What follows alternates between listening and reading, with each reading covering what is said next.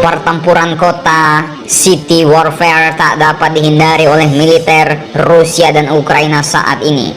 Beritanya pasukan Rusia saat ini sedang berada di atas angin dan bergerak menuju ibu kota Ukraina, Kiev. Bahkan Rusia mulai menambah kembali pasukan mereka di Belarus untuk menusuk masuk ke ibu kota. Rusia menggunakan lapangan terbang Gomel di Belarus untuk mengatur pasukan untuk membombardir Kiev.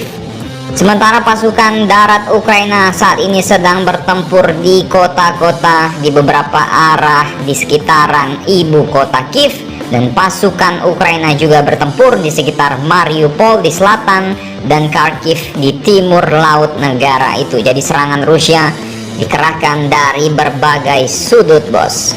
Target mereka cuma satu, tentu saja untuk menurunkan sang presiden Volodymyr Zelensky. Tampak dalam video kolom-kolom lapis baja Rusia tampaknya sedang berbaris untuk menuju kota Kiev. Namun bukan tanpa perlawanan, Ukraina dan warga sipil kabarnya memberikan perlawanan sengit di kota Ukraina. Mengingat warga Ukraina yang mau bertempur kini telah dilengkapi dengan AK-47, tentu saja pasukan Rusia bisa saja mendapatkan serangan kejutan dan perlawanan sengit dari para milisi-milisi Ukraina.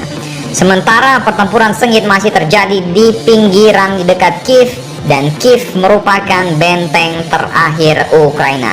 Jika Kiev jatuh, bisa dipastikan Ukraina tidak akan bertahan dalam seminggu ke depan. Saat ini sebagian besar fasilitas militer Ukraina lumpuh karena Rusia kabarnya menghancurkan 74 fasilitas militer mereka dan 11 lapangan terbang Ukraina dibombardir. Rusia dilaporkan telah melancarkan lebih dari 200 serangan dalam sehari.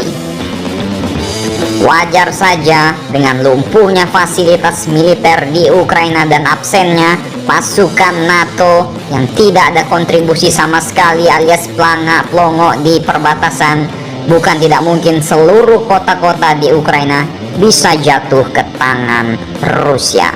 Situasi ini tentu akan berubah jika NATO dan Amerika berani unjuk gigi menurunkan pasukan militer di Ukraina.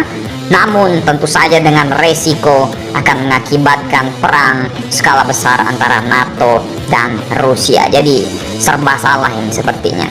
Bagaimana menurut kalian mengenai berita ini? Silahkan baku hantam kalian di bawah.